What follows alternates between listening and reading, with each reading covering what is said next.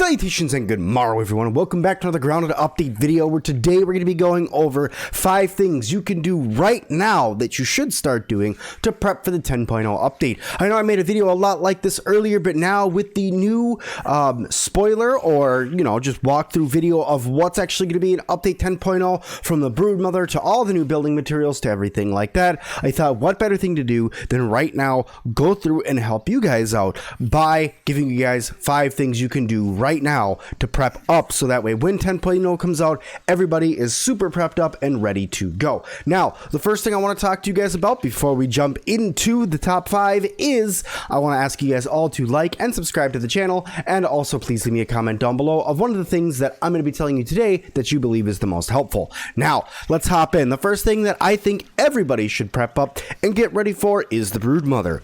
And how do I think you should all prep up and get ready for the Broodmother the best? Is through bombs and through arrows, and not just any arrows, gas arrows. Why are these important? The Broodmother is big, which means she's going to have a lot of health. And as you can see in the video, if you guys haven't seen it already, go check out the video that's going to be popping up right now, and you guys will be able to see what I'm talking about with how big the Broodmother is, and you will be able to fight her. You will, but she's going to have a lot of health, which means you're going to need the best armor and weapons that you can get in order to fight her. So gas arrows are going to become a must. So getting yourself up a whole bunch of gas arrows, which by the way, if you guys didn't know, gas arrows super easy to make. All you have to do is get some arrows and some stink bug sacks. Stink bug sacks are easy to get. You can either get them from killing stink bugs or by going and getting them from the little web orbs on the ground, the little egg sacks that are over in the hedge. If you go over there, you can get it.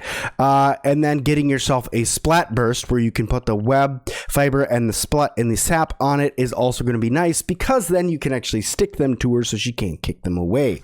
But bombs are important. Stink arrows are important. Make up as many of both of those as you can get, because when you're going to be fighting her, I do believe that trying to fight her manually is going to be very difficult. I do believe she's going to hit very hard, and there is a chance that she will one-shot you if you're wearing anything other than Ladybug armor, no matter what difficulty you're on, because let's face it, look at that video. She's absolutely massive. So go get yourself some arrows, get yourself some bombs. The next thing I want to talk to you guys about, I'm actually going to activate my bug camera here so you guys can see that, is we're going to go over here.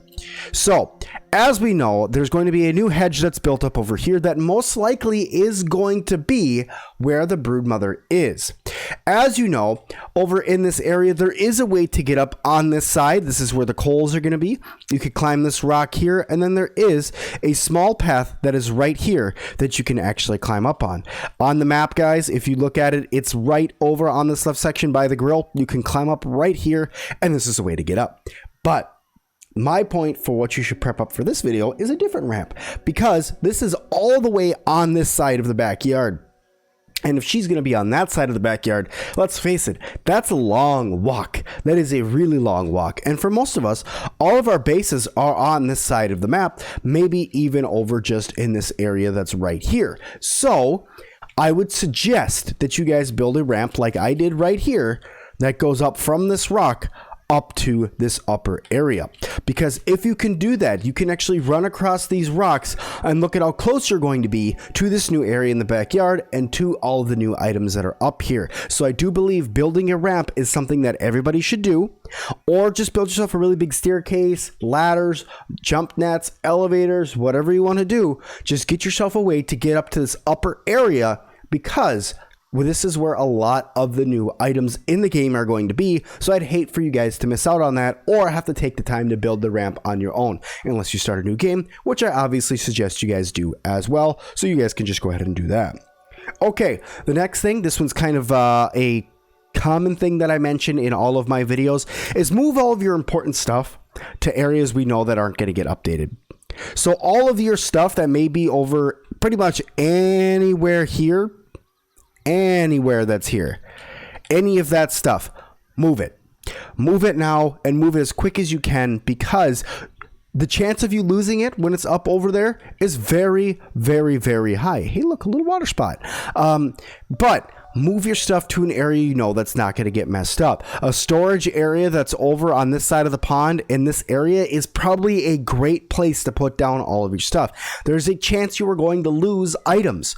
I don't think anything over here is going to get messed with. I don't think anything over in this area is going to get messed with. And I do not believe that anything in this area, except for maybe where these mushrooms are, is going to get messed with either. Now, they are adding a new building resource in the game, which is the mushrooms. You'll be able to chop them down. So there's always a chance in some random spots throughout the map, there's going to be some base loss. But I think that as long as we get all of our important stuff in areas that are built up and looks as though that they are already updated, that we are going to be safe. I.e., if you have something that's built on top of the pond, that might be a good place to leave your stuff for right now. I'm just saying. All right, so the other thing that I want to point out, the fourth thing that we'll point out for today, is harvesting mushrooms. This area over here is a great place to harvest mushrooms, getting up a whole lot of food as much as you can. I don't know if mushroom spawn rates are going to be adjusted with the new update because we're getting the new building material that is going to be mushroom goo. So I do believe that getting yourself a bunch of mushrooms harvested up now, whether you could turn these mushrooms into the mushroom goo to turn into mushroom bricks or not, I think that harvesting up a bunch of mushrooms, I think somebody in my stream yesterday said they had like 1,300 mushrooms, which is absolutely fantastic. You can get 100 a day from over here. So getting all these mushrooms is key to what you're going to need for this next update. The other thing that I want to tell you guys, you probably should start getting up, is clay. As you guys know, the mushroom buildings, in order to make the mushroom bricks, we're going to need some sort of furnace. You guys saw that there was a furnace in the explanation video or the teaser video of what's going to be in the Shrooms and Doom update. So going over here and getting yourself a bunch of clay, maybe a bunch of pebblets, and even some you know, just rocks themselves, or the quartzite. The quartzite may be important as well. You never know. Getting all those items up so you can start getting ready to craft all these new building materials that's coming. That's going to be very important. So go out, get yourself a good 100, 200 clay maybe. So that way, whatever comes, whether the mushroom bricks just need mushroom goo or they need other things, you may need all those items. So going over here looking, I do have the availability to look at some of these things, and so far all of them are just saying mushroom bricks, but you never know, it may change because, well, it's most likely going to change. I hate to be that guy, but it's most likely going to change because if we look here, mushroom bricks, acorn shells, and acorn tops, and that's just for a door. So just keep your eyes out. You're probably going to need other items as well. So lots of clay to start out with just for the furnace itself. Maybe you're going to need more than one furnace. I'm assuming these bricks aren't going to be something that's made quickly. It's probably going to be something that's done over time, just like the spinning wheel.